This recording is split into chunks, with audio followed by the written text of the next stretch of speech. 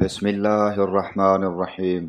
عبد الرحمن بن غنم اشعری نے بیان کہا کہ مجھ سے ابو عامر رضی اللہ عنہ یا ابو مالک اشعری رضی اللہ عنہ نے بیان کیا، اللہ کی قسم انہوں نے جھوٹ نہیں بیان کیا کہ انہوں نے نبی کریم صلی اللہ علیہ وآلہ وسلم سے سنا۔ حضرت صلی اللہ علیہ وآلہ وسلم نے فرمایا کہ میری امت میں ایسے برے لوگ پیدا ہو جائیں گے جو زنا کاری، ریشم کا پہننا، شراب پینا اور گانے بجانے کو حلال بنا لیں گے، اور کچھ متکبر قسم کے لوگ پہاڑ کی چوٹی پر اپنے منگلوں میں رہائش کرنے کے لیے چلے جائیں گے۔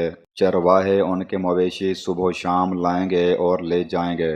ان کے پاس ایک فقیر آدمی اپنی ضرورت لے کر جائے گا تو وہ ٹالنے کے لیے اس سے کہیں گے کہ کل آنا، لیکن اللہ تعالیٰ رات ہی کو ان کی سرکشی کی وجہ سے ہلاک کر دے گا، پہاڑ کو ان پر گرا دے گا اور ان میں سے بہت سوں کو قیامت تک کے لیے بندر اور سور کی صورتوں میں مسخ کر دے گا۔ صحیح بخاری حدیث نمبر 5590۔ حضرت انس رضی اللہ عنہ نے بیان کیا کہ میں نے رسول اللہ صلی اللہ علیہ وآلہ وسلم سے ایک حدیث سنی ہے جو تم سے اب میرے سوا کوئی اور نہیں بیان کرے گا، کیونکہ اب میرے سوا کوئی صحابی زندہ موجود نہیں رہا ہے۔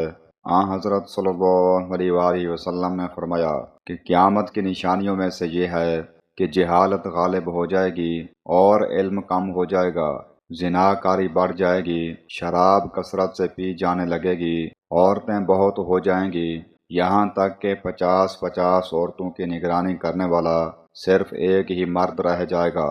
صحیح بخاری حدیث نمبر 5577۔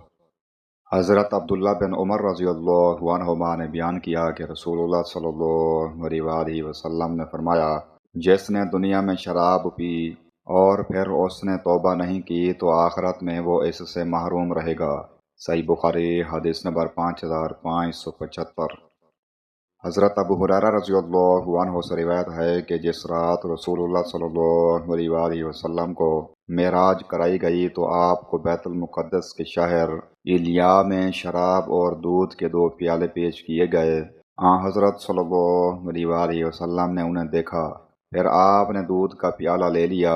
اس پر حضرت جبرائیل علیہ السلام نے کہا، اس اللہ کے لیے تمام تعریفیں ہیں جس نے آپ کو دین فطرت کی طرف چلنے کی ہدایت فرمائی۔ اگر آپ نے شراب کا پیالہ لے لیا ہوتا تو آپ کی امت گمراہ ہو جاتی۔ صحیح بخاری حدیث نمبر 5576۔